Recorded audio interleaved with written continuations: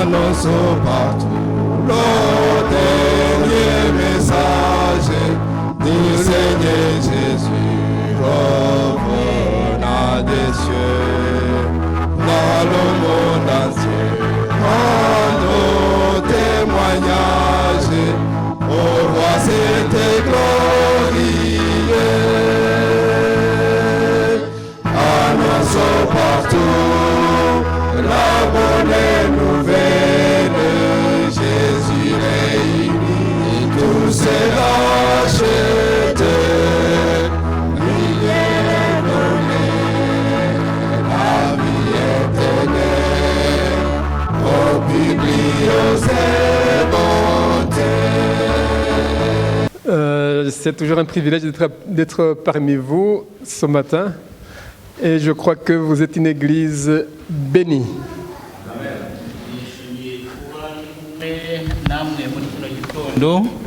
kandi ndababwira yuko muri amwe mu matorero afite umugisha. Béni parce que vous allez avoir la chance qu'on partage avec vous les grâces que Dieu nous a données. Mufite umugisha kubera ko turabasha gusangira ubuntu Imana yaduhaye. La grâce médicale entre guillemets que vous aurez avec moi pendant toute cette semaine. Ubuntu buzanyura mu bintu by'ubuzima tuzasangira muri kino cyumweru. Et la grâce spirituelle que Dieu a déposée dans notre pasteur Fabio. Kandi n'ubuntu mu byerekeye by'umwuka Imana yanyujije mu pastor wacu Fabio. Il y aura deux mots qui vont revenir durant toute cette semaine. Hari amagambo abiri azagaruka muri kino cyumweru. La première c'est l'autodiscipline. Irya mbere ni ukwigenga cyangwa se kwicunga. La définition que j'aime bien de l'autodiscipline, c'est faire ce que tu dois faire, que tu aies envie de le faire ou pas. Ni bikaba bishatse inkunze kubisobanura aya magambo gukora icyo ugomba gukora wabishaka utabishaka. Et puis l'autre mot, c'est les paroles qui sont prononcées par l'Éternel à travers le prophète Osée, chapitre 4, verset 6. Andi nama irizakunda kuza na magambo tubona mu gitabo cy'umuhanuzi Oseya yabwirijwe n'Imana cyangwa n'Umwuka Wera, Oseya 6 umurongo wa 4. Mon peuple est détruit à cause du manque de connaissance. Et c'est ainsi que justement durant cette semaine, je vais vous donner quelques éléments qui ne sont pas les miens nécessairement, mais si nous les mettons en pratique, ça va changer notre vie. Niyo mpamvu muri kino cyumweru nzabasangiza ibintu musanzwe muzi byanze bikunze, ariko turamutse tubishyize mu bikorwa byatugira akamaro cyane. C'est un programme de New Start. Ni iriya gahunda twakita gutangira bushya. Qui est là depuis longtemps, je l'avais appris à un certain moment de la Pologne. Ni maze igihe nayibwiwe cyangwa se nayimenye ivuye muri Pologne. Et puis Fabio m'a proposé de partager avec vous ce programme. Hanyuma Fabio akaba yaransabye yuko twabasha kuyisangira cyangwa nabasha kuyibasangiza. Et c'est un programme qui est tout à fait naturel. Ni gahunda isanzwe cyangwa se n'umuco cyangwa ni umurongo usanzwe. Parce que nous allons parcourir ensemble durant la semaine. Tuzasangira biriya tuzabinyuranamo muri iki cyumweru cyose. La première partie d'aujourd'hui concerne la nutrition. Igice cya mbere turarebera hamwe uyu munsi ni kirebana n'imirire. Le jour suivant sera l'exercice. Hanyuma umunsi ukurikiraho bizaba imyitozo. Troisième jour sera de l'eau. Hanyuma umunsi wa gatatu bizaba birebana n'amazi. Et puis le soleil ou les rayons solaires. Hanyuma izuba cyangwa se imirasire y'izuba. La tempérance. Kwirinda. L'air que nous respirons. Umwuka duhumeka. Le repos. Ikiruhuko. Comme celui du sabbat. Comme celui du sabbat. Umunsi w'ikiruhuko usa n'uw'isabato. Et enfin la foi en Dieu. Hanyuma icyo tuzarangirizaho ni ukwizera Imana. La nutrition Vous voyez la belle dia que Yvette m'a fait, c'est elle qui a fait ces biens en fait. Je la remercie d'ailleurs. murabona ibyerekera ibizengurutse ririya jambo ry'imirire. C'est la nutrition comme Dieu l'a recommandé, en tout cas l'a donné à l'être qu'il a créé les premiers jours. Iriya mirire ijyanye neza n'iby'Imana yategetse umuntu cyangwa ayo muntu kurya ikimurema. L'alimentation qui est basée sur les produits naturels. Imirire cyangwa se ibiryo byiganjemo cyangwa se bishingiye ku biryo bisanzwe Imana yaremye. Malheureusement avec le temps ça a changé. Ariko igihe uko cyagiye kiza ibintu byarahindutse. Et je vous cite tout simplement ces paroles d'Hippocrate. Uriya mugabo witwa Hippocrate, médecin et philosophe. yari umuntu w'umucurabwenge. Nous sommes ce que nous mangeons.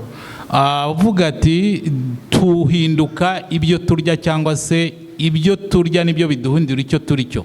Il y a une autre citation qu'on lui attribue. Hari n'andi magambo yavuze Que votre nourriture soit votre médicament. avuga ati mujye muvurwa n'ibyo murya. Bon, il y a de dire que c'est pas lui qui a dit, mais n'empêche, si nous mangeons naturellement ce que Dieu a mis à notre disposition, il y a beaucoup de chances que nous ayons une bonne santé. Nubwo yaba atari we wabivuze cyangwa byaravuzwe n'undi, gusa ukuri kurimo nuko iyo turiye neza byanze bikunze cyangwa se tuba dufite amahirwe menshi yuko tugira ubuzima bwiza. Encore un philosophe grec. Nanone uriya muhanga w'umugiriki witwa Pythagore. Tu vas voir cette citation qui va sûrement choquer quelques-uns. Uzavuga cyangwa se amagambo yenda ashobora gusa nkaho aduhungabanya cyangwa se adusekua cyangwa se aduhungabanya. Quel crime d'engloutir des entrailles dans ses entrailles, d'engraisser avidement son corps d'un autre corps et de vivre de la mort. Ni icyaha kuzuzura ubundi bura noneho cyangwa se ukuzuza ibinure, ukuzuza inda yawe ibinure, umubiri wawe ibinure. Vous voyez bien, c'était dia en haut à votre droite. Murabona iriya pica ry'iburyo hejuru. Cette dame qui est en train de déguster les fruits naturels. Uriya mudamu murabona ko ari kwirira ibiryo by'ibimera bisanzwe. Et en bas il y a des lentilles que j'aime bien raffoler. Hariya na biriya bishyimbo biri hariya kuri iriya sahane. Je termine cette flash en vous montrant ces images. Noneho iki gice cy'imirire nkakirangiza mbereka ari amafoto. La première dia à votre gauche. Iriya foto ya mbere ibanza ibumoso. Ça me rappelle mes stages en médecine quand j'étais au Rwanda. Biranyibutsa igihe narindi mu buganga mu Rwanda. On avait une salle qui abritait les enfants malnutris. Harimo icyumba cyari kirwariyemo abana bazize cyangwa se barangwa n'imirire mibi. À dire vrai, leur maladie c'était le manque d'alimentation. Ku buryo indwara yabo urebye yari uko baryaga nabi cyangwa batariye buryo buhagije. Bon, cet enfant tu pouvais lui donner les médicaments, peu importe ce que tu lui donnais. La faim était la mort si jamais il n'avait pas de bonne nourriture. Abo bana bari barwaye gutyo cyangwa barafashwe gutyo, imiti yose bari kubaha ntacyo bari kubamarira igihe utabagaburiye uko byagenda kose. La photo à la dernière à votre droite. Hanyuma iriya foto ihera iburyo. C'est plutôt la maladie de l'Occident ou des pays dits développés. N'indwara uriya yafashwe n'indwara tubona muri bino bihugu bivuga ko byateye imbere. Je vous assure, quand je vois quelqu'un qui est comme ça, ça me fait peur personnellement. Iyo mbonye umuntu umeze kuriya bintera ubwoba cyane. Parce que on pense que ça n'arrive qu'aux autres, mais ça peut arriver à n'importe qui n'a pas d'autodiscipline. Kubera ko iyo tubirebye kuriya twumva byaba ku bandi ariko twego bidashobora kutugeraho. C'est pour ça que j'ai dit c'était ce mot d'autodiscipline. niyo mpamvu navuze kiriya kintu uriya jambo ryo kwigenga Et je reviens aussi, kwitegeka ukigenga à ces paroles d'Osée, mon peuple est détruit à cause du manque de connaissance. noneho nkabihuza na rya jambo n'aya magambo tubona muri Hoseya igice cya 6:4 ivuga yuko ngo ubwoko bwanjye burarimbutse cyangwa burapfuye kubera kubura ubwenge. À partir d'aujourd'hui, Kuva guhera uyu munsi chacun qui a suivi ce petit flash, buri wese atekereze kuri biriya tuboneye hamwe, en tout cas, il n'aura pas d'excuse. niba utubirenzeho tukanyuranya n'icyo bitangwa tukaba bimwe muri biriya tubonye, nitwe tuzaba twisize. La diade du milieu montre bien sûr quelqu'un qui mange normalement et qui a une vie saine. hariya hagati cyane cyane hariya ifoto ya gatatu turutse ibumoso biragaragaza umuntu urya neza. Nous sommes des enfants de Dieu, turi abana b'Imana, prenons de bonnes habitudes. dufate akamenyero keza. Que Dieu vous bénisse. Imana ibahe umugisha. Maramutse. Bonjour. Ça on traduit pas, hein? J'essaie de faciliter la tâche de notre frère Théophile, mais il est doué pour le faire. Pour Nadia. Pour Nadia. Ah ouais. Mais quand même, Nimeza, c'est quoi? C'est bon. Ça va, Ça va. Vous trouvez que ça va? Ouais. Moi, ça m'étonne, hein, parce que quand je regarde les news, quand je regarde ce qui se passe, je trouve que ça va pas. Iyo nitegereje nkareba uko ibintu biri kugenda, nge ntunguwe nuko muvuze ko bimeze neza bigenda kandi nge mbona bitagenda. Bitameze neza. Je suis tombé sur des chiffres, des statistiques qui m'ont fait peur. Hari imibare naguyeho ariko yanteye ubwoba. Je vais vous les partager. Ngiye kuyibamenyesha. En Afrique, la mortalité infantile, elle est à 5%. L'enfant meurt à la naissance. Muri Afrika urupfu rw'abana batarageza ku myaka 5 ruri kuri %5. Ici en Europe, c'est 0,5, 1,5%. Naho hano i Burayi urupfu rw'abana ni nkaho rutabaho ni %0.5. Mais les enfants qui vont quand même naître vivants en Afrique, ils vont mourir jusqu'à plus de 7% avant l'âge de 5 ans. Ariko kandi abo bana n'abagize umugisha wo kudahita bapfa bavutse bafite ibyago byo gupfa kuri %7.5 bataragira ku myaka 5. 25% de la population mondiale n'a pas accès à l'eau potable. %25 ku batuye isi ntabwo bafite amazi meza. Un tiers de la population mondiale n'arrive pas à manger à sa faim. Kimwe cya gatatu cy'abatuye isi ntabwo bashobora kurya neza. Et on dit qu'entre 2019 et 2020, ça a augmenté de 5 fois plus par rapport aux années précédentes. Bakavuga ko guhera mu mwaka wa 2019 na 2020 byiyongereyeho cyane. Une étude récente de cette année a attribué 9 millions de morts prématurées à cause de la pollution. Muri ubushakashatsi bwa vuba cyane bwagaragaje ko abatuye isi miliyoni 9 bapfuye kubera ihumana ry'ikirere. Donc on a 35 ans, mais on meurt à 35 ans. Umuntu afite imyaka 35 ariko akagenda agapfa afite imyaka 35. Même ici en Belgique. Kandi na hano mu Bubiligi niko bimeze. Une personne sur 10 souffre de la dépression. Une personne sur 10 souffre de la dépression. Umuntu umwe ku 10 arwaye indwara yo Burnout.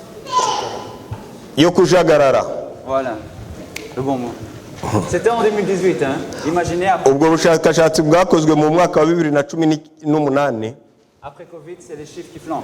Noneho nyuma ya Covid ho ni bindi. Toujours en Belgique, on fait partie du pays au top 5 européen pour les populations carcérales surpeuplées.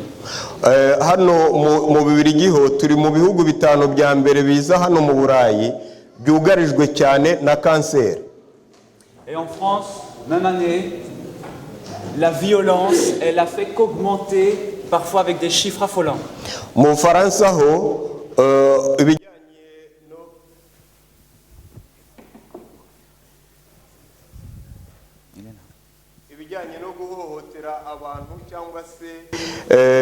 ibyaha bijyanye n'urugomo byiriyongera mu buryo budasanzwe. Ça va mieux comme ça? C'est la même chose. Ça va mieux? Voilà. Je n'ai pas la voix de Théophile. On était censé vivre au XXIe siècle, non? Byari bikwiye ko tubaho mu kinyejana cya 21. Et on trouve ça normal. Mbese ibyo turabona ko ari ibintu bisanzwe. Quand je vous dis Amakuru, vous me dites Nimez. Nyamara iyo mbabajije ngo amakuru ki yanyu ko mavuzare murambwira ngo mumeze neza. Vous êtes optimiste, hein? Ahari murabona ibintu ko bihora bigenda neza mu murongo mwiza. Mais pourtant, on ne peut pas rester insensible par rapport à cette souffrance que l'on voit. Muri Yesu nibyo ariko kandi ntabwo dukwiriye kumva ko ibyo bintu baze kubabwira bitatureba. On s'habitue à quelque chose d'anormal.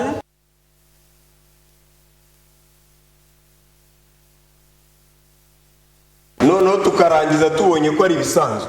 Mais je vais vous demander d'ouvrir votre Bible. Ngiye kubasaba rero gufungura Bibiliya zanyu. Livre de Genèse, première page. Aho tugiye kurambura mu byanditswe byera mu gitabo cy'itangiriro igice cya mbere. Il y a une explication non scientifique de l'origine de l'être humain sur la planète.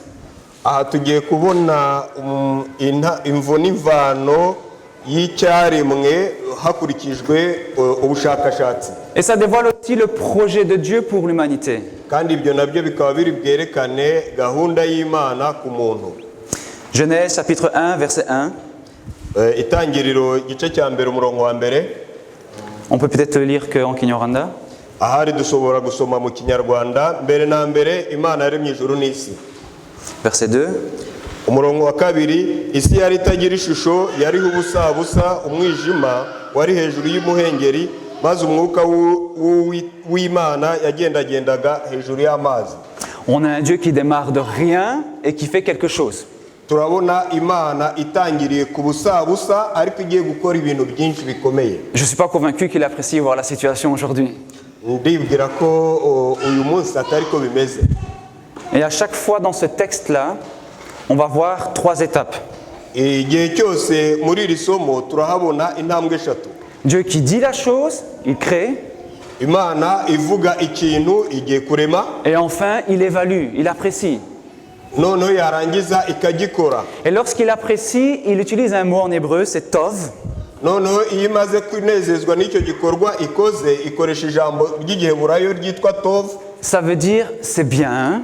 Iryo jambo rishatse kuvuga ngo ni byiza. C'est bon. Biranejeje. C'est beau. Biranejeje. C'est agréable. Biteye ubwuzu. Ça veut tout ça hein, en même temps. Ibyo bashaka ibyo ari byose ariko biranejeje. Et à chaque fois qu'il fait une étape de la création, il répète. Kandi uko igenda yegera imbere mu gikorwa kirema niko igenda igaruka kuri iri jambo ngo ni byiza. Autrement dit, c'était le top. Le top. Quand Dieu crée, c'était le top. Ibwo Imana yaremaga byari ibintu binejeje ku rwego rwo hejuru. On a quelqu'un qui a fait un monde paradisiaque. Aha turabona umuntu uri gukora isi mu buryo bwa paradiso. C'est la période de vacances. Ceux qui vont en vacances, c'est pour retrouver ce monde-là un petit peu. Mais il faut payer quand même. C'est embêtant. Ariko abajya mu biruhuko kugira ngo bazagera aho hantu heza bagomba kwishyura. Mais on voit ce projet de Dieu initial pour l'humanité, c'est quelque chose de splendide. Aha turabona umushinga mwiza w'Imana unejeje utangaje mu buryo budasanzwe. Ça, on peut dire que c'est normal. Aho twavuga ngo ni ibisanzwe. Ce que nous voyons aujourd'hui, ce que nous vivons aujourd'hui, ce n'est pas normal. Ariko ibyo tubona uyu munsi wa none, ibyo tubamo uyu munsi wa none byo ntabwo ari ibintu bisanzwe. Et la dernière étape de la création, c'est ce chef-d'œuvre représenté par l'humanité. Noneho intambwe ya nyuma y'icyerekezo kirema ni uburyo Imana yaremeye Eva noneho ikagira kurema umuntu. On va lire dans Genèse 1 toujours, verset 26. Noneho turasoma muri iki gice cya mbere cy'itangiriro ku murongo wa 26. Puis Dieu dit, faisons l'homme à notre image, selon notre ressemblance, et qu'il domine sur les poissons de la mer, sur les oiseaux du ciel, sur le bétail, sur toute la terre, et sur tous les reptiles qui rampent sur la terre. Dieu créa l'homme à son image, il le créa à l'image de Dieu, il créa l'homme et la femme. imana iravuga iti tureme umuntu agira ishusho yacu ase natwe batwara amafi yo mu nyanja n'inyoni n'ibisiga byo mu kirere n'amatungo n'isi yose n'ikiguruka hasi cyose. Imana irema umuntu ngo agire ishusho yayo, afite ishusho y'Imana niko yaremye umugabo n'umugore niko yabaremye. Vous avez entendu cette expression qui est unique. Aha murumva aya magambo yakoreshejwe mu buryo budasanzwe, mu buryo bw'umwimerere. Répétez 3 fois. Yasubiwemo inshuro eshatu. Image de Dieu. Ishusho y'Imana. On le dit pas pour les animaux. Hein. Ntabwo aya magambo yakoreshejwe ubwo Imana yaremaga ibinyamaswa. On le dit pas pour le soleil. Ntabwo yakoreshejwe ubwo yaremaga izuba. On le dit pour l'être humain. Ahubwo Imana yakoresheje ubwo yaremaga umuntu. C'est vous l'image de Dieu. Hein? Ni mwebwe shusho y'Imana. Est-ce que quand tu te regardes dans le miroir, tu vois ça? Ese iyo wirebye mu ndorerwamo wibonamo ishusho y'Imana? Il y avait cette perfection, cette dignité que Dieu avait placée dans l'être humain depuis le début. Hariho uko kubonera, uko gutungana, uko gusugira no gusagamba Imana yari ihaye inyoko muntu. On a vraiment du mal à voir ça parfois. Muri iki gihe cya none biratangaje cyangwa se birababaje kuba tutakibibona. Et très vite, le premier couple va faire une bêtise. Ariko byihuse uyu muryango wari umaze kuremwa wakoze ikintu kitari kitezwe ukora icyaha. Et le choix qu'il va faire aura des conséquences négatives. Nyamara ukuguhitamo kwawo kwahereye ko kuzanira ingaruka mbi. Et de fait, ils vont devoir quitter le jardin d'Éden, cet endroit protégé, paradisiaque. Bwa mbere ingaruka ya mbere nuko bagombaga kuva mu bustani bwa Edeni ahantu hari heza hari paradizo. Des enfants vont arriver. Ariko rero abana nabo barakurikiraho. Et vous allez voir comment on va parler de cette deuxième génération. Noneho mugiye kureba uburyo tugiye kuvuga urwo rukiryi rwa kabiri. On va aller à Genèse chapitre 5, verset 1. Mu itangiriro igice cya 5. Verset 1 et verset 3. Umurongo wa mbere n'uwa gatatu. Le texte dit ceci. Voici le livre de la postérité d'Adam. Lorsque Dieu créa l'homme, il le fit à la ressemblance de Dieu. Adam, âgé de 130 ans, engendra un fils à sa ressemblance selon son image et lui donna le nom de Seth.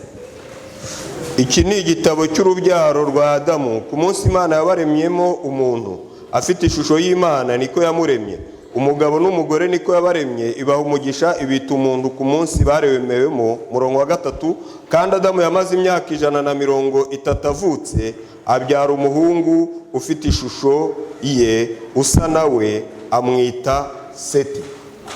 On avait un Dieu qui avait créé un monde magnifique, des êtres humains à l'image de Dieu. Twabonye Imana yaremye umuntu mu buryo butangaje, mu buryo bunejeje, imurema mu ishusho yayo. Et déjà la première génération, ce n'est plus à l'image de Dieu, c'est à l'image du premier homme. Noneho umuntu ukurikiyeho mu rukiryi rw'Imana yaremye ntabwo aje mu ishusho y'Imana, ahubwo aje mu ishusho y'umuntu. Vous voyez comment à cause du mal, il y a déjà cette détérioration dans l'être humain. Murabona kubera icyaha habayeho guhindana gutangaje. Et la dignité de l'être humain, elle est affectée par tant de choses. On en a cité une tout à l'heure avec l'alimentation. Ubusugire bw'umuntu butakara mu buryo butangaje. Si le docteur Karenguera nous donne une clé de réussite pour pouvoir échapper à la vieillesse ou à la maladie, on serait content d'être là quand même. Umuvandimwe Karengera uri kuduha uburyo ki dushobora kugerageza guhunga ako kaga katutugirije. J'ai eu le Covid il y a quelques mois. Nasomye ibijyanye na Covid mu minsi yashize. Ça m'a mis par terre. Nagize Covid mu minsi yashize ndaremba cyane rwose. Je commençais à trembler comme ça, je comprenais pas ce qui arrivait. Nageze ubwo natangiye guhinda umushyitsi, ntabwo numvaga ibyankikiye. Ma dignité était attaquée. Ubusugire bwanjye numvaga bwabuze. Je dormais, mais j'arrivais pas à dormir avec la fièvre, mais je sentais l'eau qui coulait vraiment de mon corps. Nararyamaga ariko ntabwo nashoboraga gusinzira kuko ubushyuhe bwatumaga icyuya kiza ku bwinshi. Ma femme m'a obligé à me lever pour qu'on change les draps. Umufasha wanjye byabaye ngombwa ko ambyutsa kugira ngo Vous imaginez des personnes qui commencent à vieillir. Des personnes qui commencent à vieillir avec l'âge. muratekereza ku bantu baba batangiye gusaza bitewe n'ikigero cy'imyaka bagezemo. La dégradation des fonctions motrices. On n'arrive plus à se déplacer comme il faut. Uko tugenda dusaza ntabwo umuntu aba akibasha kugenda gukora nk'ibyo yakoraga. J'étais en réunion avec des frères et sœurs hier soir. Nari ndi kumwe n'abavandimwe bacu mu materaniro. Et un frère qui a un certain âge, un 84 ans, il disait que sans les sticks, il n'arrive plus à marcher. Umuvandimwe ufite imyaka 84 yavugaga ko iyo adafite igituma ashobora guhaguruka atakibibasha. Il était tombé 2 fois cette semaine. Yaguye inshuro ebyiri muri iki cyumweru. Dégradation des fonctions cérébrales.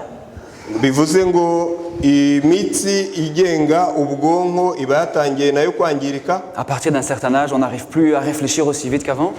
Kandi uko imyaka igenda yegera imbere ntabwo umuntu aba agitekereza vuba nk'uko byari bikwiye kumera. On perd la tête, on oublie des choses. Umuntu atumutwe agatangira kwibagirwa.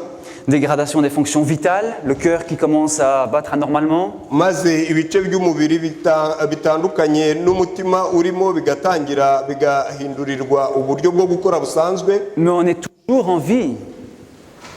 Ariko nubwo bimeze gutyo turacyariho. Ça veut dire qu'on est en train d'assister impuissamment à cette dégradation dans notre corps. Bishatse kuvuga ngo turiho tubaho mu gihe tugenda dutakaza ubushobozi bwacu bw'umubiri bwari bukwiye bwo gutuma tubaho neza. On a du mal à accepter la mort, mais on l'accepte quand même. Biradukomerera kwemera no kwakira urupfu, nyamara n'ubundi ntabwo tubigeraho. Mais maintenant, des gens veulent mourir dignement. Nyamara abantu bashaka gupfa neza. Connaître son corps qui ne répond plus comme il faut, la tête qui commence à se... Ça, on veut plus. Aho umuntu yatangiye gutakaza ubushobozi bumwe butandukanye, ibyo nta muntu ukibishaka, arashaka gupfa neza. Il y a même des associations, je ne sais pas si ça existe ici en Belgique, mais en tout cas en Suisse ça existe, qui sont spécialisées pour faire mourir les gens dignement. Ndetse hari amashyirahamwe cyangwa se ibigo sinzi hano nimba mu Bubiligi bihari ariko mu Busuwisi ho birahari bibereho kugira ngo bifashe abantu gupfa neza. Sur le plan des finances, c'est pas la peine de le rappeler, mais l'inflation, la crise. Ku bijyanye n'amafaranga n'ubukungu byo sinzi icyo navuga ariko murabona ko ifaranga rigenda ritagaciro. Sur le plan des relations, on se trouve trop émotionnel ou trop impulsif ou pas assez réfléchi, même trop gentil, c'est un défaut maintenant. Ku bijyanye n'imibanire hagati y'abantu n'abandi biragenda bitakaza agaciro, abantu bagenda barushaho kuba abagome ndetse kugeza ubwo kuba umuntu mwiza biri kugenda bitagaciro bikagaragara nkaho ari défaut. Il me semble d'ailleurs que c'est un frère parmi cette assemblée qui faisait son témoignage et cherchait un travail et puis on lui a dit non, vous êtes trop gentil, vous n'aurez pas ce travail-là. Mu materaniro umuntu umwe yarambwiye ati arigushakisha akazi noneho baramubwira bati oya wowe uri umuntu mwiza cyane ntabwo ukwiye aka kazi. Sur le plan de l'esthétique aussi, on trouve cette dégradation, l'esthétique, la morphologie. Ku bijyanye noneho nuko umuntu ateye naho turagenda tubona ugutakara cyangwa se kumererwa nabi. Trop gros, trop maigre. Abantu banini, abatoya cyane bananutse. Ou on a un crâne rasé, on voudrait avoir des cheveux. Tukabona imitwe iharuye. Ça me fait penser à Jada Pinkett, la femme de Will N'abandi Smith. bafite umusatsi. Ça me fait penser à la femme de Will Smith, la Jada Pinkett. Qui? Jada Pinkett. Pinkett. Ibyo byatuma ntekereza kuri uyu muntu avuze. Vous connaissez Will Smith, non, l'acteur? Voilà. Bon, on a eu tout un buzz là avec la cérémonie des Oscars. Uwo muntu akunda kugaragara mu birori bya Oscar. Elle fait pas exprès de ne plus avoir de cheveux, c'est juste qu'elle est comme ça. Ntabwo ari uko atanejejwe no kugira umusatsi ahubwo nuko ari gutyo nyine ameze. Mais pour une femme, c'est difficile d'accepter ses cheveux qui soient perdus. Ariko kuri we ntabwo bimworoheye kwemera ko umusatsi we upfuka ugashiraho. D'ailleurs, à cette cérémonie-là, ndetse muri ibyo birori Will Smith a giflé Chris Rock parce qu'il avait osé blaguer sur le fait que sa femme était rasée. Mugenzi we yaramukubise kubera ko yari yaragerageje gusa nkaho amutera ubuse ku bijyanye no guta umusatsi we ariko amukubita igipfunsi. Très vite après l'incident, il a posté un message sur Instagram qui m'a parlé. Nyuma y'uko amaze kumukubita yahereye ko ashyira ubutumwa bwe kuri Instagram. Il dit ceci: Avuga ati, je voudrais publiquement te demander pardon, Chris. nashakaga kugusaba imbabazi mu buryo bwo mu ruhame rwose. Ce que j'ai fait était déplacé, j'ai eu tort. Ibyo nakoze ntabwo byari bikwiye, nakoze amakosa. Je suis embarrassé et mes actions n'ont pas été représentatives de l'homme que je veux être. Ndababaye cyane kuko ibikorwa nakoze ntabwo bihuye n'umuntu nifuza kuba we. Vous voyez ce décalage entre ce qu'il fait, ce qu'il est et ce qu'il veut être. Murabona ukuguhabana gutangaje kw'icyo ari cyo n'icyo yifuzaga kuba cyo. Et on pourrait tous se retrouver dans un cas ou l'autre, mais avec ces mots-là. Dushobora kubisanga mu buryo bumwe cyangwa ubundi, ariko niko bimeze, kutaba uwo wifuzaga kuba uri we. Je pense que c'est pas étonnant si on a tous un peu des troubles psychiques. Hein. Biragaragara ko mu buryo bw'imitekerereze cyangwa se mu mikorere y'ubwonko haba hariho naho gutakara cyangwa se gupfa. Parce que notre identité ne nous plaît pas. Kubera ko icyo turi cyo kitakitunejeje.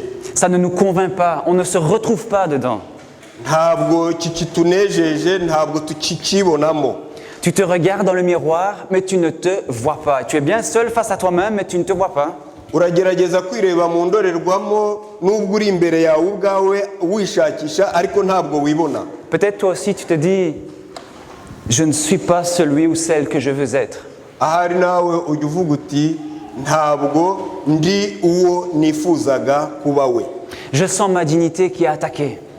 Ndumva ubumuntu bwanjye bugaramiwe. J'ai l'impression que je suis en train de me dégrader. Ndikumva ngenda ntakaza ubushobozi bw'uwo nari ndiwe. Je n'ai pas une bonne estime de moi. Ntabwo ngifite agaciro. Ça va revenir. Nagombye kumva mfite. En fait, avec tes mots, tu es en train de dire l'image de Dieu qui est en moi est détériorée. Bishatse kuvuga ngo ishusho y'Imana iri muri njyewe yagiye ita agaciro ishira. Et ça ne te plaît pas. Et tu as la raison de le dire, il faut le dire. Kandi ibyo ntabwo bikunejeje, kandi ufite ishingiro yo kuba bitakunejeje rwose. Moi-même je le dis, l'image de Dieu en moi, elle est détériorée. Nanjye ubwanjye ndabivuga, ishusho y'Imana iri muri njyewe iri kugenda isibangana ishira. L'expression image de Dieu m'a fait penser à creuser un autre thème, celui de l'estime de soi. Aya magambo ajyanye n'ishusho y'Imana yatumye ntekereza ku yandi magambo ngiye kubabwira. Je ne sais pas si vous connaissez un peu ce que c'est le sujet de l'estime de soi. On en parle beaucoup depuis 2000 à peu près. Iri jambo rivuga estime de soi cyangwa se kwishyira, kwiha agaciro. On a même trouvé l'équivalent en Kinyarwanda. Kwiha agaciro. Je vais prendre la définition de l'Université d'Ottawa. Ngiye gufata ubusobanuro bwaryo. L'estime de soi est l'ensemble des perceptions et opinions que nous avons de nous-mêmes. Kwiha agaciro ni ihuriro ry'ibyo dutekereza, ry'ibyo dukora twebwe ubwacu. Et c'est de notre valeur comme personne. Et de notre valeur comme étant une personne. Par rapport à notre personne.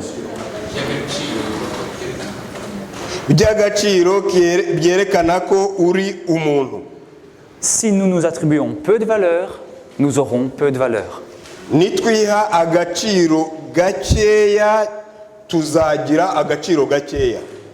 y a des causes par rapport à cette mauvaise estime de soi. Il y a des causes, des choses qui vont causer ça. On parle des traumatismes passés, surtout pendant l'enfance, mais pas que.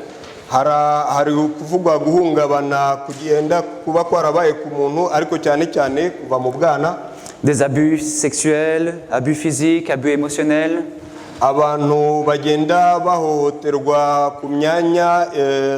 y'ibitsina ndetse no guhohoterwa mu buryo lorsqu'on a souffert, bw'amarangamutima, lorsqu'on a été marqué par la perte d'un être cher, igihe wakozwe ku mutima cyane no kubura uwo wakundaga, lorsqu'on a été victime de discrimination, d'exclusion sociale, de harcèlement, iyo byagaragaye ko wajugunywe washyizwe ku ruhande kubera uriwe, ou lorsqu'on connaît des échecs importants comme à l'école ou au travail. iyo ugiye utatsinze cyangwa se ushobora gukora akazi kawe neza cyangwa se ku masomo ngo ubashe kuyatsinda, Tout ça va marquer l'estime de soi qu'on aura et aura tendance à la casser. ibyo byose bifite uruhare mu gukuraho no mu kugabanya agaciro twiha. Et ça va engendrer quantité de troubles en fait.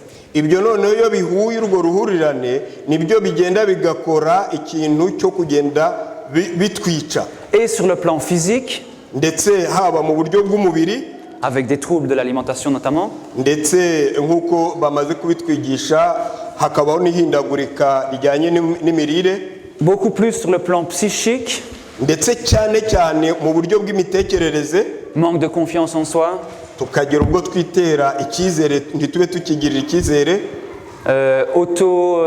autocritiques qui sont destructives, umuntu akaba adashobora kwiyinira ngo yisubiremo mu buryo bwubaka, le sentiment d'insécurité, umuntu agahorana amarangamutima y'umutekano mukeya, la dépression, ndetse umuntu akaba yagira umujagararo, les émotions négatives qui nous envahissent régulièrement, umuntu akagira amarangamutima apfuye cyangwa mu buryo bubi, tristesse, anxiété, akagira umubabaro, agahora yumva anyinyiriwe, la culpabilité, agahora yumva ari umunyamakosa, ari umunyirabyago, la honte, isoni. et on tire ça avec nous. Ibyo byose bigendana natwe, biratuzengurutse. Mais aussi dans les relations, on a des troubles. Kandi no mu mibanire yacu hagati yacu n'abandi niko bimeze, harimo imyobo. Une personne qui a une mauvaise estime de soi aura tendance à s'exclure d'un groupe. Umuntu ufite inyifato mbi agira ikintu cyo gushaka kwiyufura ngo ajye abukwe. C'est un extrême, ou alors l'autre extrême, elle va faire tout pour plaire à tout le monde. Icyo ni nabyita ubuheza nguni bumwe, ariko ubundi iyindi nguni yo ni uko ashobora kwifuza kunezeza abantu bose. Donc si je n'aime pas le riz, que je viens chez Théophile, je vais quand même lui dire que j'aime son riz. Si je viens chez toi, tu me donnes le riz, mais je n'aime pas le riz, je vais te dire c'est bon, j'aime beaucoup ton riz. Nkaza ku muvandimwe Theophile, nubwo ndakunda umuceri akampa umuceri, narangiza nkamubwira ngo oh ni byiza cyane nkunze umuceri wawe. Je ne parle pas de la politesse. Hein. Aho ntabwo ndi kuvuga ibijyanye n'ubupfura. Je vais dire la même chose chez Amon, je vais dire la même chose chez chacun d'entre vous. Ibyo nkaba nabivuga ku muntu uwo ari we wese muri twebwe. Alors qu'il y a sur la table du maïs et qu'il y a aussi sur la table des haricots. Nyamara hari ameza ariho ibigori ndetse n'ariho ibishyimbo. Mais parce que Théophile prend le riz, je vais prendre le riz comme lui. Ariko kubera ko Theophile yafashe umuceri nanjye ngafata umuceri nkawe. On remarque aussi par rapport aux activités régulières une inefficacité. Mu byo dukora bya buri munsi bigaragara ko tutagera ku ntego. Et je ne le dis pas avec mes mots. J'ai fait mes recherches aussi. Hein.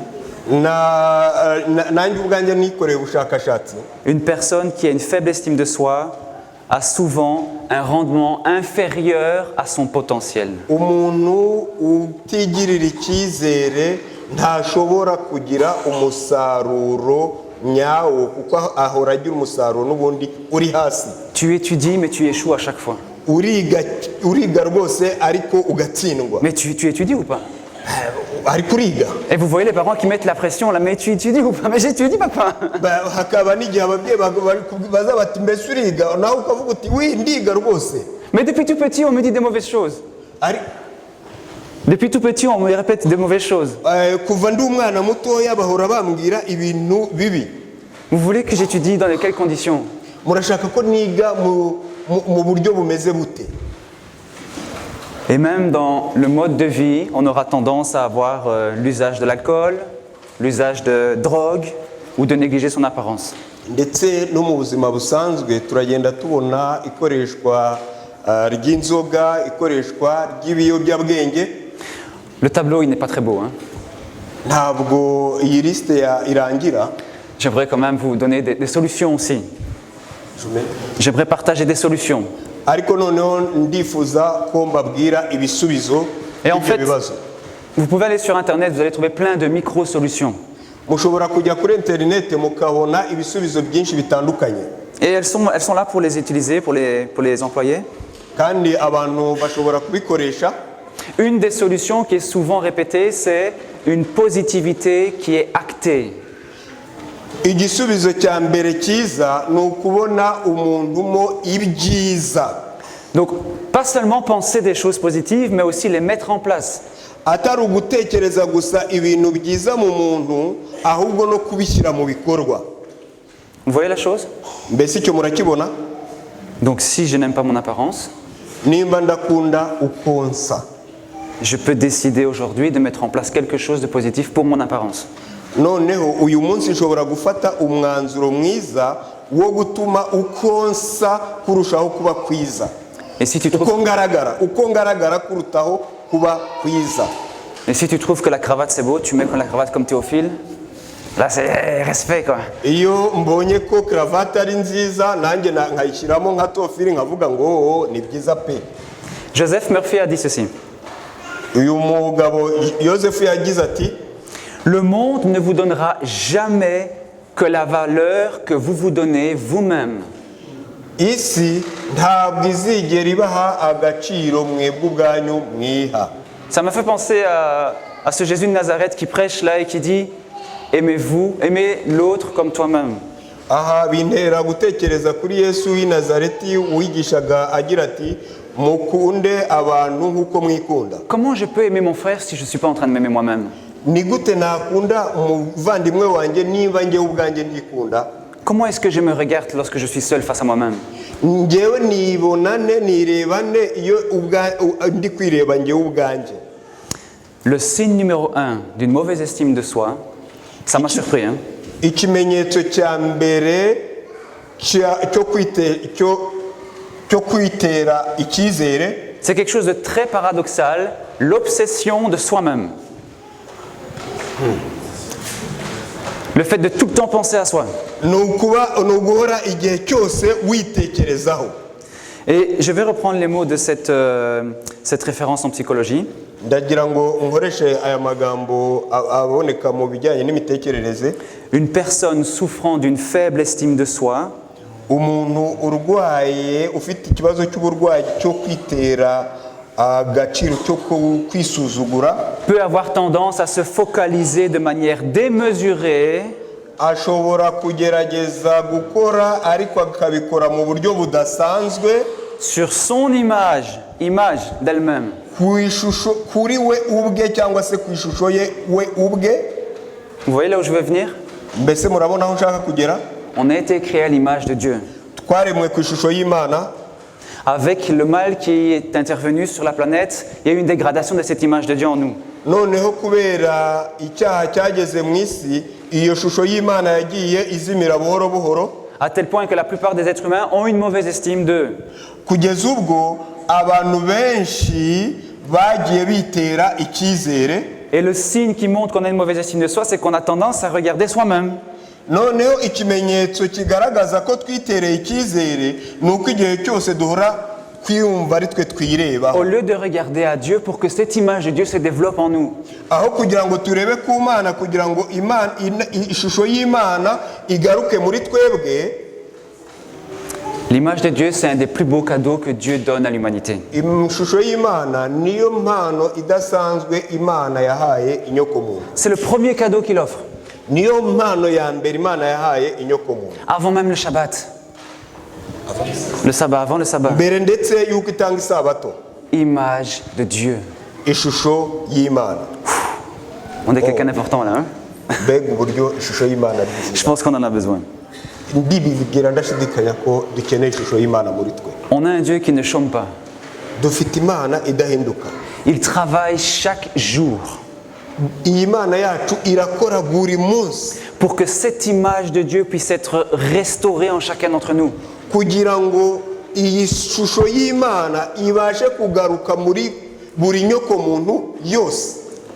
C'est le projet de récupération de notre véritable identité fondamentale. Nguwo umushinga w'Imana wo kugira ngo yongere ifate yongere igarure ya shusho yari turimo yari yaremeye umuntu aba ariyo itubamo. Tu penses que tu es rwandais ou belge? Uratekereza ko uri umunyarwanda cyangwa umubirigi? Tu es bien plus que ça. Ariko uri mwiza kuruta ibirenze ibyo. Tu penses que ton compte en banque il vaut 10 000 ou 50 000? Uratekereza ko konti yawe muri banki iriho? Tu penses que toi, tu te résumes avec une belle voiture ou une moins belle voiture? Ushobora kuvuga uti ufite imodoka nziza cyangwa se iringaniye? Tu penses que avoir un diplôme c'est le top? Utekereza ko kugira diplôme ari iby'agaciro?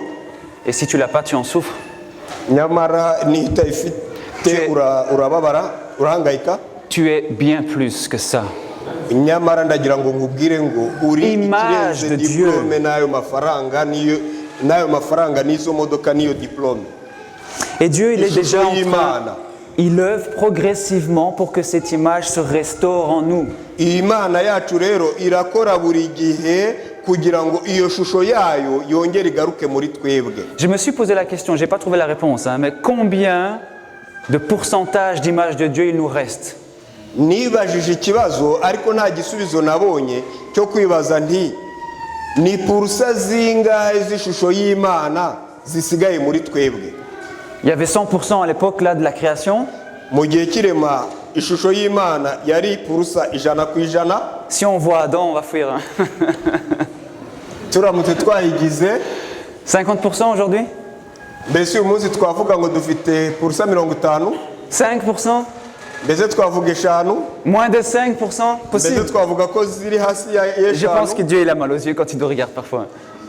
Ndibwira ko ntekereza ku Mana yo itubonye uko itubona. On a un Dieu qui pleure quand même quand il se dit ce que j'ai créé, ce que je vois aujourd'hui. ibabara ikarira Mais on a ikarira un Dieu qui nous aime tellement qu'il nous dit je vais restaurer ça. ku buryo uko kubabara kwayo kuduhangayikira kwayo ihita ikomeza muri wa mugambi mwiza wo kuvuga ngo ndifuza ko bagarurwa mu ishusho nari Et nabagereye. Paul le dit avec ces mots dans 2 Corinthiens chapitre 3 verset 18. Pawulo abivuga mu rwandiko rwa kabiri rw'Abakorinto 3 verset 18. igice urwandiko rwa kabiri rw'Abakorinto igice cya 3 umurongo wa 18 2 Corinthiens 3 18 qui dit ceci. handitswe ngo Nous tous qui, le visage découvert, contemplons comme dans un miroir la gloire du Seigneur, nous sommes transformés en la même image de gloire en gloire, comme par le Seigneur l'Esprit. Amen. Ariko twebwe twese ubwo tureba ubwiza bw'umwami tubureba nko mu ndorerwamo mu maso hacu hadatwikiriye duhindurirwa gusa nawe tugahabwa ubwiza buruta ubundi kuba bwiza nk'ubw'umwami w'umwuka. C'est un peu comme le téléphone. Ni nkaho umuntu yafata telefone Parfois il se met à jour. rimwe na rimwe telefone yishyira ku gihe. Quand le téléphone se met à jour, on ne peut plus utiliser le téléphone comme on veut.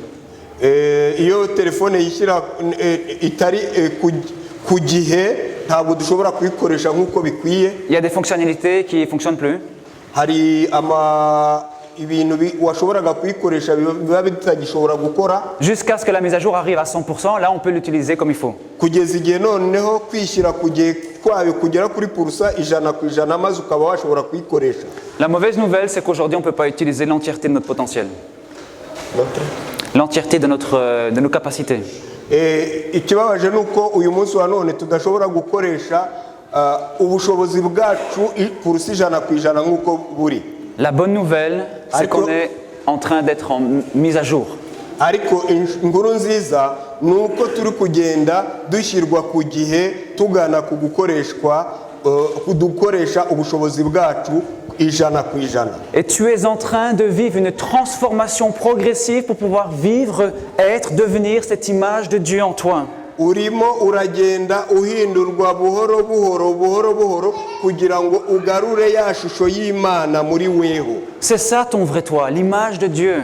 Iwo ni wowe nyawe ishusho y'Imana muri weho. Ce n'est pas ce que tu vois. Ntabwo ari uwo ureba, ntabwo ari ibyo ureba. ce n'est pas les défauts ou les soucis que tu vois dans ta vie. ntabwo ari ibibazo ibitagenda neza ibibazo dufite byo mu buzima Ce n'est pas ce projet-là que Dieu a pour toi. ntabwo ari wo mushinga cyangwa se icyo imana ikubonamo Image de Dieu. icyo imana ikwifuzaho ni uko ugira ishusho yayo muri weho Il est temps de redécouvrir qui nous sommes vraiment, n'est-ce pas? igihe kirageze rwose kugira ngo tumenye abo turi bo mbese siko bimeze Amen. amen Le Seigneur nous dit ceci dans Psaume 82, verset 6. uwiteka aratubwira muri zaburi ya 82 umurongo wa 6 Un texte qui m'a bouleversé. uyu murongo wankoze ku mutima cyane Vous êtes des dieux. Vous êtes des fils du Très-Haut. ni njye wababwiye nti muri imana mwese muri abana bisumba byose amen Wow, le poids. wa mbega byiza Tu n'es pas n'importe qui, hein? Tu n'es pas n'importe qui. ntabwo uri uwo uri we wese ubonetse wese Tu as une valeur inestimable aux yeux de ce Seigneur-là. ufite agaciro kadasanzwe ko kugereranywa n'imana Le Très-Haut. imana isumba byose Tu es la fille, le fils du roi. uri umwana umuhungu n'umukobwa w'umwami Ne pense pas au roi des Belges. ntimutekereze ku mwami w'ababirigi Imaginez mutekereze des princes, des princesses. kuba igikomangoma cyangwa igikomangomakazi Dans un royaume qu'on n'arrive même pas à mesurer. mu bwami ndetse tutabasha kumva ngo tubupime Et tu tubugere peux réaliser déjà aujourd'hui des choses extraordinaires. kandi imana ikaba yifuza kukugeza ku bintu bidasanzwe Tu peux faire des choses héroïques dans ta vie. ushobora gukora ibintu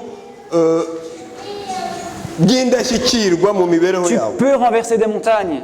ushobora gutuma imisozi kurenga imisozi cyangwa se gutuma imisozi yegera ku Pour ruhande la simple et seule raison que tu as été créé kubera impamvu imwe gusa kubera ko waremwe à l'image de Dieu. mu ishusho y'imana amen Quand tu marches, marche fièrement. Fier. iyo ugenda nezerwa N'écrase pas ceux qui sont devant toi. C'est pas ça que je suis en train de dire. ntabwo nkubwiye ngo ukandagire abakwegereye oya si cyo ndi kukubwira Mais tu es quelqu'un pour qui le Seigneur envoie une cohorte d'anges. ariko uri umuntu imana ibonamo umuntu udasanzwe Je suis créé à l'image de Dieu. naremwe mu ishusho y'imana On va se répéter ça. Dites-le. Je suis créé à l'image de Dieu. ndashaka ko dusubiramo aya magambo ngo naremwe mu ishusho y'imana Je ne sais pas si le Seigneur l'a entendu. Hein? Voilà. wala mwakoze cyane On va le dire aussi à son frère, à sa sœur. Tu es créé à l'image de Dieu. bibwire umuvandimwe wawe ukwegereye uti waremwe mu ishusho y'imana amen Amen. Ça, c'est ta véritable identité fondamentale. ngiyo ngabo abo turi bo mu ntangiriro yo kubaho kw'inyokomuntu Comment Dieu nous considère, c'est waouh. ni gute imana itubona ni byiza cyane bihebuje On ne se voit pas toujours comme ça, hélas. ariko ntabwo tubaho gutyo birababaje Alors oui, c'est vrai, aujourd'hui tu souffres. uyu munsi ndababaye Aujourd'hui tu tailles des pierres. uyu munsi urateraganwa hirya no hino Aujourd'hui tu transportes des pierres d'un endroit à un autre. uyu munsi ahari urafata amabuye ukayakura hamwe uyajyana ahandi Aujourd'hui c'est pénible, c'est dur, uyu munsi birakomeye ntabwo byoroshye c'est lourd, biraremereye ça te blesse, ndetse tu biragukomeretsa t'épuises urumva ugenda ushira buhoro et buhoro ça semble vide de sens. ndetse biragenda wumva ko muri wowe wifitemo kugera kuba nta cyerekezo ufite Tu transpires. Tu transpires. urabira icyuya Laisse-moi te raconter l'histoire reka suivante. nkubwire agatekerezo Dans un village perdu au milieu de nulle part, ahantu hamwe mu giturage des gens sont en train de tailler la pierre. Tailler la pierre. La pierre. abantu barimo baconga ibuye Moi, je connaissais une maman à Kinshasa qui taillait les pierres pour ses enfants. ngewe nzi umumama umwe i Kinshasa uconga amabuye kugira ngo abana be babeho Elle avait des bras plus gros que les miens. Elle avait des bras. Hein. yari afite amaboko rwose ubona yabaye nk'abagabo kubera Je me suis dit, si un jour elle me rencontre là sur le ring, je vais refuser le combat. umuramutse umubonye wavuga uti oya oya kubera ko yagize ubwo agira amaboko ya ba ruteruzi. Dans ce village-là, Aho rero muri icyo giturage une personne passe umuntu umwe aratambuka et elle rencontre un tailleur de pierre et lui pose la question. maze abona umuntu wari uriho aconga amabuye amubaza ikibazo. Tu fais quoi? Aramubaza ati uriho urakora iki? Ariho arahonda amabuye. Le gars lui dit, mais je suis en train de tailler la pierre. Umuntu aramubwira ati wese ntubona ibyo ndi gukora? Toute la journée, je taille la pierre. Ndahonda amabuye. Toute la journée, Umunsi wose avec un soleil qui frappe. n'izuba munsi y'izuba ririmo rimumereye C'est nabi. une torture, c'est atroce. Ni ibintu bibabaje umuntu yakwita ko ari ugupfurwa agashinyaguro birakomeye. La personne a entendu, elle passe son chemin, elle continue. Umuntu rero yaramuretse. Elle arrive à un deuxième arikomeza, tailleur de pierre, elle lui agera pose ku la wundi question. muntu urimo ahonda amabuye aconga amabuye amubaza ikibazo Tu fais quoi là-bas? ati urakora iki? Undi ati ndiho ndahonda amabuye. Je n'ai pas dit ça. Hein.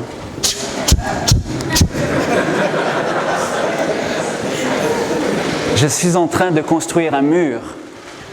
Je suis en train de construire un mur. Ndiho ndagerageza kubaka urukuta. Il avance son chemin, il voit un troisième tailleur de pierre, il lui pose la question, mais tu fais quoi? Noneho ku muntu wa gatatu nawe wacongaga wahondaguraga amabuye aramubaza ati urakora iki? Écoutons bien sa réponse. Mwumve neza igisubizo yamuhaye. Je suis en train Ndimo ndakora d'ériger, de construire kubaka ndubaka une cathédrale urusengero qui sera debout pendant des siècles et des siècles, ruzaba ruhagaze ibinyejana n'ibinyejana, même des millénaires, ndetse n'abantu ba miliyoni ndetse no mu myaka ibihumbi, pour que des personnes puissent rencontrer Dieu dans ce lieu. kugira ngo abantu bazabashe kugera ku Mana, bazabashe kubona Imana, babashe guhura n'Imana binyuze aho hantu. Vous voyez la différence? Mbese mwabonye itandukaniro? Les trois étaient en train de faire la même chose. Aba bantu uko ari batatu bose bariho barakora igikorwa kimwe cyo guconga amabuye, Mais ça dépend du regard de ce qu'on fait. ariko biterwa n'indoro y'icyo umuntu ari gukora. Peut-être aujourd'hui tu fais la même chose dans ta vie.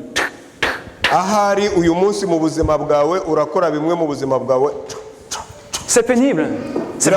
birakomeye, birababaje, Mais comment tu te vois? ariko wibona gute? Quel est le sens que tu mets dans ce que tu fais? Ni ikihe cyerekezo ushyira mu byo ukora? L'apôtre Jean nous dit ceci dans son évangile, sa lettre de Jean, chapitre 3. 1 Jean, chapitre 3, versets 1 et 2. Mu rwandiko rwa mbere rwa Yohana igice cya gatatu umurongo 3. 1 Jean, chapitre 3, versets 1 et 2. On va lire le verset 2, papa. Mu rwandiko rwa mbere rwa Yohana igice cya gatatu umurongo wa mbere no wa kabiri. Bien-aimés, nous sommes maintenant enfants de Dieu. Et ce que nous serons un jour n'a pas encore été révélé. Mais nous savons que lorsqu'il apparaîtra, nous serons semblables à lui parce que nous le verrons tel qu'il est. Amen. Bakundwa, ubu turi abana b'Imana, ariko uzi ko tuzamera ntikurerekanwa. Icyakora icyo tuzi ni uko Yesu niyerekanwa tuzasa nawe, tuzamureba uko ari. Amen. Nous sommes dans un stade de transformation pour pouvoir récupérer notre véritable identité. Turiho turahindurwa, turi mu cyerekezo cyo guhindurwa kugira ngo tubashe kugarurirwa abo twahoze turi bo. Et je crois qu'aujourd'hui encore le Seigneur voudrait qu'on puisse nous donner de la valeur. Ndibwira ko uyu munsi Imana yongera kwifuza kuduha agaciro, Améliorer notre estime de soi. kugira ngo yongere isane kwihesha agaciro. Peut-être que je ne suis pas encore arrivé à 100%, mais un jour, je crois par la foi que j'arriverai à ce 100% de l'image de Ahari Dieu. sindahagera purusi 100%, ariko ndizera ndashidikanya ko umunsi umwe nzahagera 100%. Tu mérites ton auréole. Ukwiye ikamba, L'auréole, ukwiye ikamba parce que je le vaux bien. ikamba kuko ndikwiriye. Amen. Amen.